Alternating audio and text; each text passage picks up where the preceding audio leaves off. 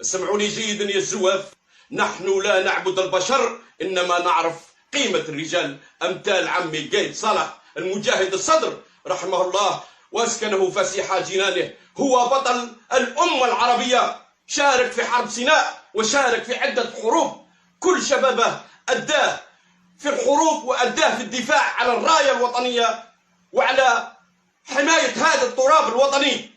يجوا اليوم الأنذال الزواف، الجريدة المزيتة جريدة الوطن تتكلم في هذا الرجل، في حين أن الجرائد الأوروبية والجرائد العالمية تكلمت على هذا الرجل بأنه بطل العالم. نخلع في الجنازة نتاعه.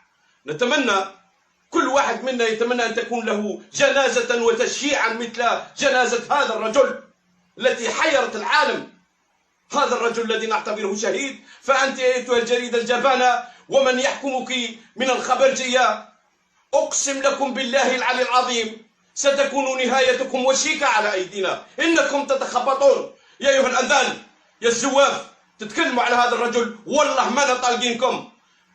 الأصابع الزرقاء من أمامكم والجيش من ورائكم، إنكم كلاب وليس إله.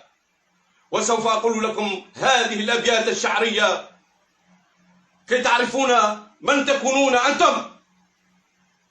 لتأسفن على غدر الزمان لطالما رقصت فوق جثث الأسود كلاب، لتحسبن برقصتها تعلو أسيادها، تبقى الأسود أسود والكلاب كلاب.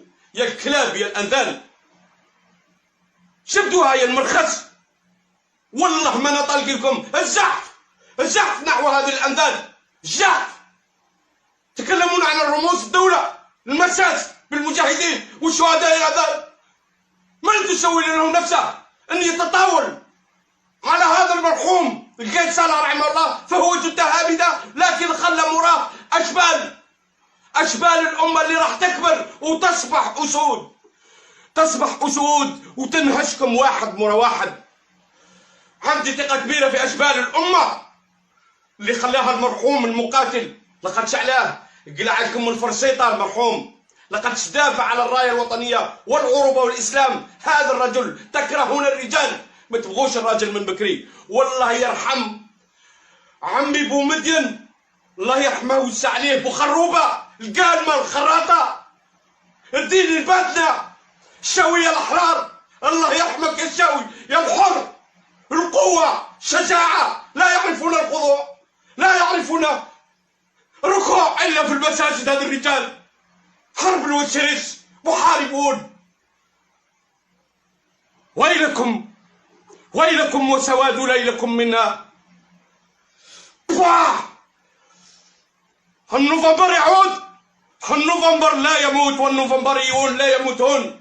إن الأشبال الأمة هم النوفمبر الصاعد والساحق لكم.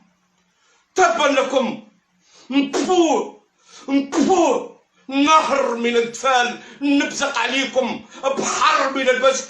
انطفوا أنذال زواف جبدوها، ادي فرصتك وجبدها، راك حسب الدنيا سلاطة. بالمغرف قاسم لك بالله لقينا غرفك وردك البولغاريا تروح تصور سنة الرحب. انطفوا يا زوافي اقرضها.